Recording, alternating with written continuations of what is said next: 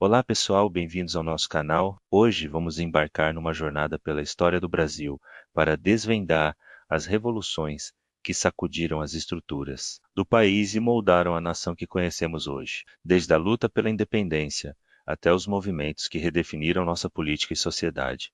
Cada um desses eventos deixou uma marca profunda. Então, prepara a pipoca, se ajeita na cadeira e vem com a gente explorar esses momentos cruciais. Para começar, vamos voltar lá para o século XVIII. O Brasil ainda era uma colônia de Portugal e a maior parte da nossa riqueza, principalmente o ouro de Minas Gerais, ia direto para a Europa. A insatisfação era enorme. Foi nesse cenário que surgiu a Inconfidência Mineira, em 1789, liderada por intelectuais, poetas e militares.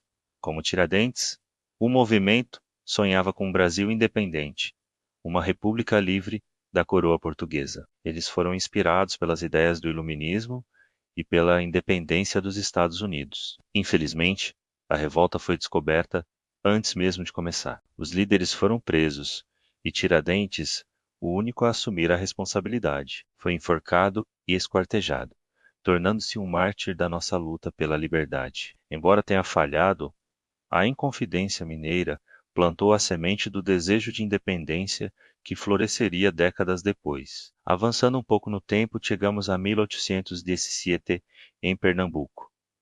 A situação não era muito diferente. A família real portuguesa estava no Brasil, vivendo no Rio de Janeiro, com todo o luxo, enquanto o Nordeste sofria com a seca e impostos altíssimos. A Revolução Pernambucana foi uma explosão de descontentamento. Comerciantes, padres e militares se uniram e tomaram o poder em Recife, declarando uma república independente. Por 75 dias, Pernambuco foi uma nação livre, com sua própria bandeira e leis. O movimento se espalhou para outros estados do Nordeste, mas a repressão da coroa foi brutal. Tropas foram enviadas e a revolução foi esmagada.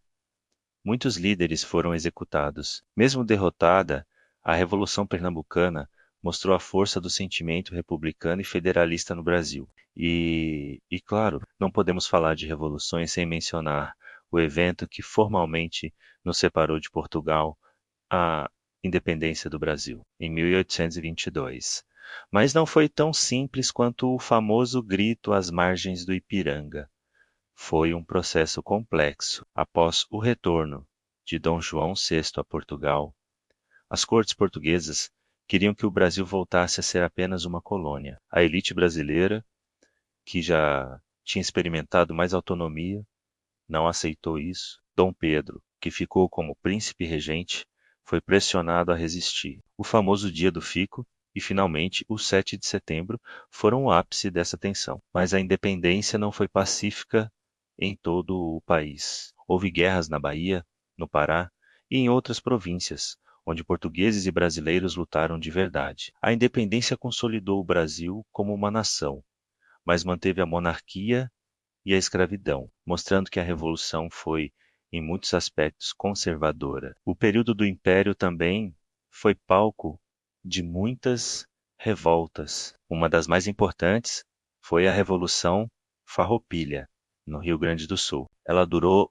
10 anos, de 1835 a 1845, e é a mais longa da nossa história. Os gaúchos, chamados de farrapos, estavam insatisfeitos com os altos impostos sobre o charque, seu principal produto. Eles se rebelaram, declararam a República Rio-Grandense e lutaram bravamente contra o Império. Figuras como Bento Gonçalves e Giuseppe Garibaldi se tornaram heróis. A guerra foi longa e sangrenta, mas terminou com um acordo de paz que anistiou os rebeldes e atendeu a algumas de suas demandas. A Revolução Farroupilha fortaleceu a identidade regional gaúcha e mostrou o poder das províncias em desafiar o governo central. Agora, vamos dar um salto para 1889, o ano que mudou tudo, a proclamação da República. A monarquia de Dom Pedro II já estava desgastada. A abolição da escravidão, em 1888,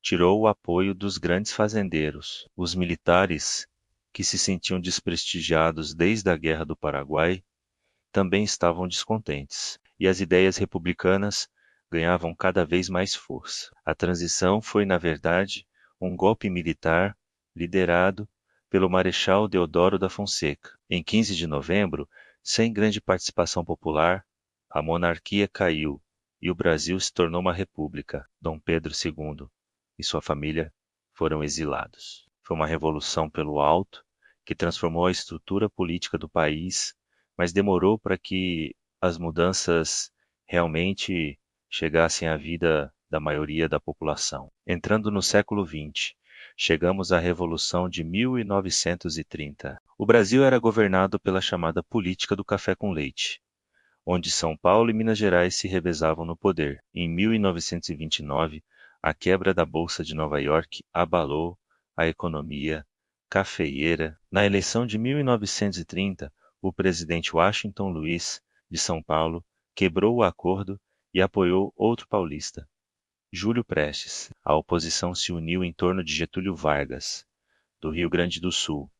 Prestes venceu a eleição, mas a oposição alegou fraude. O assassinato de João Pessoa, vice de Vargas, foi o estopim para a Revolução. Tropas de vários estados marcharam para o Rio de Janeiro e, antes que houvesse uma guerra civil, os militares depuseram Washington Luiz e entregaram o poder a Getúlio Vargas. Essa revolução encerrou a República Velha e deu início à Era Vargas, um período de profundas transformações sociais, políticas e econômicas no Brasil, com a criação de leis trabalhistas e um Estado mais centralizador e intervencionista. Apenas 2 anos depois, em 1932, São Paulo se levantou contra o governo de Vargas. Foi a Revolução Constitucionalista. Os paulistas exigiam uma nova Constituição e o fim do governo provisório. Eles se sentiam isolados politicamente e queriam recuperar sua hegemonia. Por quase 3 meses, São Paulo lutou contra as tropas federais numa verdadeira guerra civil. A mobilização popular foi imensa, com voluntários de todas as idades se alistando para lutar. Apesar da bravura dos paulistas, eles foram derrotados militarmente. No entanto, politicamente, o movimento foi vitorioso. Em 1934, Vargas convocou uma Assembleia Constituinte e o Brasil ganhou uma nova Constituição, atendendo à principal reivindicação dos revolucionários. O feriado de 9 de julho em São Paulo celebra até hoje a memória desses combatentes. Avançando para um período mais recente e controverso, temos o movimento de 1964. De um lado, o presidente João Goulart, o Jango, propunha as reformas de base, que incluíam reforma agrária e outras mudanças profundas. Seus apoiadores viam isso como um avanço social necessário. Do outro lado, setores conservadores da sociedade, empresários, a igreja e parte das forças armadas temiam que o Brasil se tornasse um país comunista. Em pleno contexto da Guerra Fria, essa tensão culminou em 31 de março de 1964, quando tropas militares, com apoio de governadores de estados importantes como Minas Gerais e São Paulo, marcharam em direção ao Rio de Janeiro. Jango, para evitar um derramamento de sangue, deixou o país. O que começou como um movimento para restaurar a ordem se transformou em uma ditadura militar que durou 21 anos. Esse período foi marcado pela cassação de direitos políticos, censura e repressão, mas também por um grande crescimento econômico, o chamado Milagre Brasileiro. Esse é um dos capítulos mais complexos e divisivos da nossa história, com interpretações que variam drasticamente dependendo do ponto de vista. A redemocratização, iniciada nos anos 80, foi o longo processo para superar as feridas deixadas por esse período. Essas são apenas algumas das revoluções que transformaram o Brasil, cada uma delas com suas vitórias e derrotas, heróis e vilões, contribuiu para construir o país que temos hoje. Entender esses movimentos é entender a nossa própria identidade, nossas lutas e os desafios que ainda enfrentamos. A história não é algo distante, ela vive em nós, nas nossas instituições e na nossa cultura. E aí, gostou dessa viagem no tempo? Qual dessas revoluções você acha que foi a mais impactante? Deixa seu comentário aqui embaixo, vamos adorar saber sua opinião. Se você curtiu o vídeo, não se esqueça de deixar o seu like, se inscrever no canal e ativar o sininho para não perder os próximos conteúdos. A gente se vê na próxima. Obrigado por assistir e até mais.